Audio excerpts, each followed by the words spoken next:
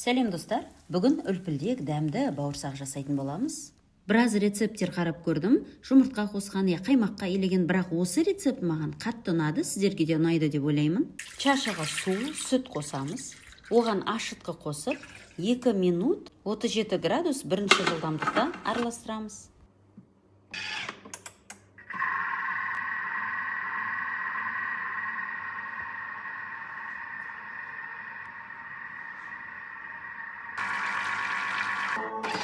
Ашытқы жақсы көпіріп тұр, яғни қамырымызда тез көтеріледі деген сөз.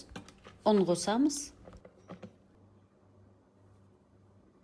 Май, қант, тұз қосып 2 минут илейміз.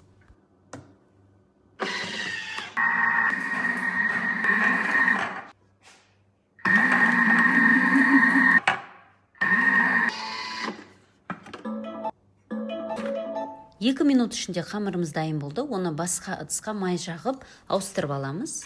Көтерілу үшін пищевая пленкамен жауып қоямыз. Шамамен 1 сағатқа көлемі 2 есе үлкейгенше қалдырамыз.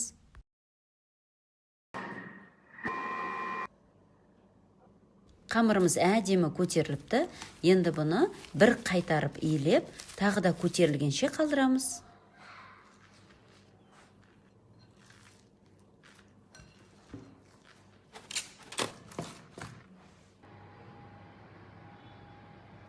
Екінші рет қамырымыз әдемі көтеріліпті.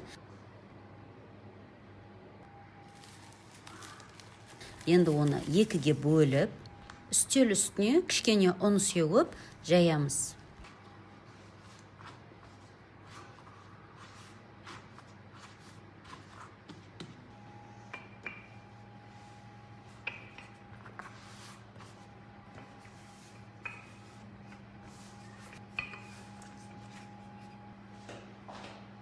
Жайылған қамырды кесеміз.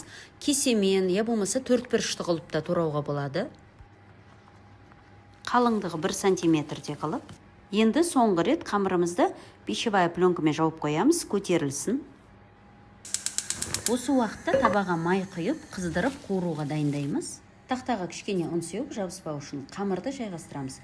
Және де қызып тұрған майға қуырып аламыз.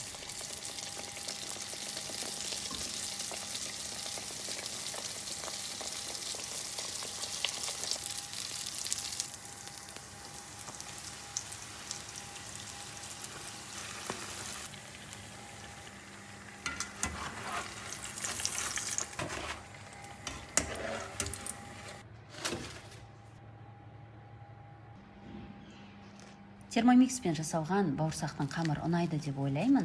Үлпілдек жұмсақ дәмді бауырсақ. Оның ішіне осындайда начинка салсаңыз болады. Қазы, көкөністер мен көк шөп.